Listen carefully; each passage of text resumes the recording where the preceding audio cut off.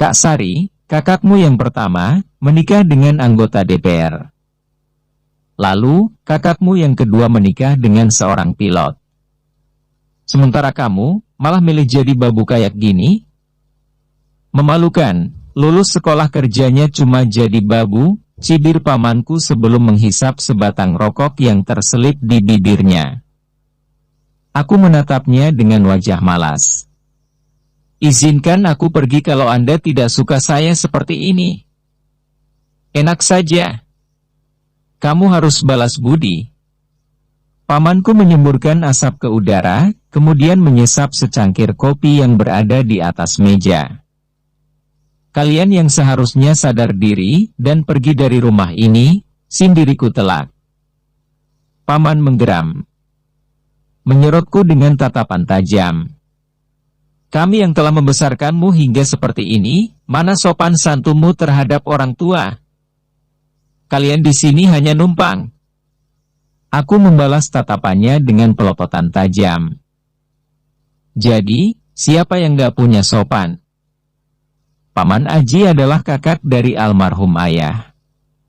Mereka sekeluarga pindah ke rumah ini setelah kedua orang tuaku meninggal karena kecelakaan tragis. Namun, mereka lupa siapa sebenarnya pemilik asli rumah ini.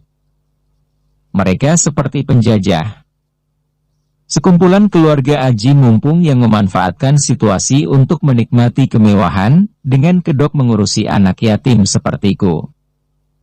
Padahal tujuan mereka jelas, untuk menguasai harta kedua orang tuaku.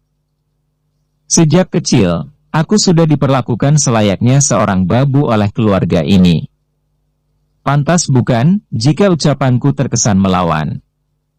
Aku ingin pergi dari rumah ini, tapi sayangnya pria bengis itu tidak mengizinkan. Pernah suatu ketika aku kabur dari rumah. Namun, orang itu membayar beberapa orang suruhan untuk menyeretku pulang. Tentu saja, mereka tidak ingin aku pergi dari rumah ini. Karena seluruh harta yang sekarang mereka nikmati adalah hakku sepenuhnya sebagai ahli waris yang sah. Mereka takut, kalau aku mengusut kasus ini ke jalur hukum. Keluarga Paman Aji akan terusir, jadi gembel.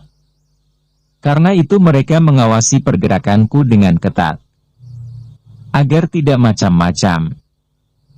Sangat membosankan. Padahal aku hanya ingin hidup tenang. Masa bodoh soal harta, tidak ada pentingnya sama sekali bagi hidupku.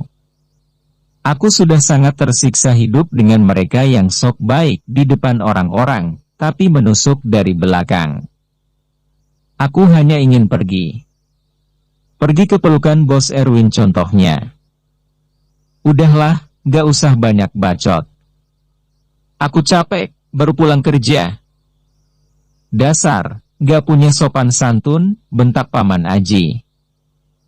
Aku tidak perlu berlaku baik di depan orang yang tidak pernah memanusiakan manusia. Aku tersenyum miris. Jaga bicaramu di depan pamanmu. Bi Susi datang dari arah dapur. Biar bagaimanapun dia adalah orang yang sudah membesarkanmu. Aku tertawa hambar. Apa yang kalian miliki adalah hartaku, tempat yang kalian tinggali juga sebenarnya milikku. Kalian di sini hanya seorang pecundang yang menari-nari di atas penderitaan tuannya. Plak! Bi Susi menamparku begitu keras. Membuat wajahku tertoleh ke samping. Aku tersenyum miring. Buk! Sebuah teendangan meluncur mulus ke pinggangku. Hingga membuat tubuh ini terhempas ke lantai. Rasa nyeri langsung menyebar. Aku mendongak sambil menyingkarkan beberapa helai rambut yang menutupi wajah.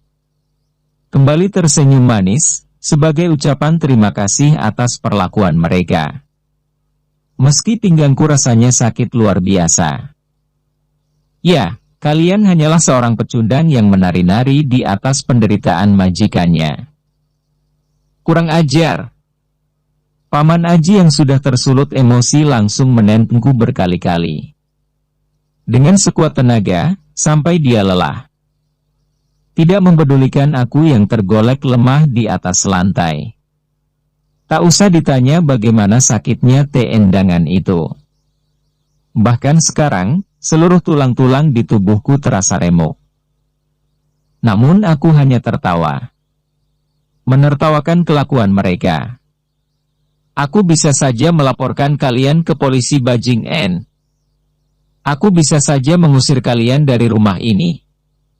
Sayangnya, aku tidak tega dengan kalian yang sudah numpang bertahun-tahun di rumah ini. Bernsek. Paman Aji menentengku sekali lagi. Dengan dada yang naik turun penuh amarah. Benalu tak tahu diri, yang tidak pernah menghargai siapa tuan rumahnya. Bisusi yang sedari tadi terpanggang oleh api amarah, mengambil sapu dan memukul-mukulkannya ke arahku. Aku hanya bisa menangkisnya dengan tangan menyilang di depan wajah. Aku menahan mati-matian agar tidak menangis. Air mataku terlalu mahal untuk mereka lihat. Setelah itu keduanya pergi. Meninggalkanku yang meringis kesakitan setelah dianiaya oleh mereka. Kakiku sulit sekali digerakkan. Terpaksa aku harus merangkak untuk menuju ke kamar. Kamu nggak apa-apa? Tanya Kevin yang merasa iba melihat lengan dan wajahku lebam-lebam. Udah biasa. Aku menyeruput jus jeruk di depanku. Sebaiknya kamu jangan aneh-aneh deh di depan pamanmu. Biar bagaimanapun mereka adalah orang yang merawatmu sejak kecil, ucap Kevin menasihati. Aku sudah sering bilang kan, aku tidak berbuat kesalahan pun, mereka tetap saja menganiayaku. Kevin menghela napas. Mungkin, kamu saja yang gak mau menghargai mereka. Kamu kan keras kepala. Brak! Aku menggebrak meja dengan keras.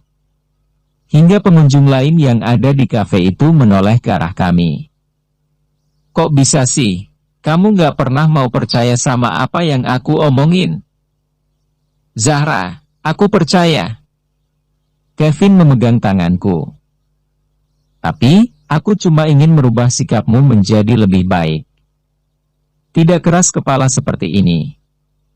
Cobalah introspeksi diri agar tidak membuat pamanmu kecewa dan menganiaya kamu. Bernsek, umpatku. Ucapanmu sudah menunjukkan bahwa kamu tidak mau percaya apa yang sudah aku bicarakan. Kevin terdiam. Aku di sini korban, Kevin.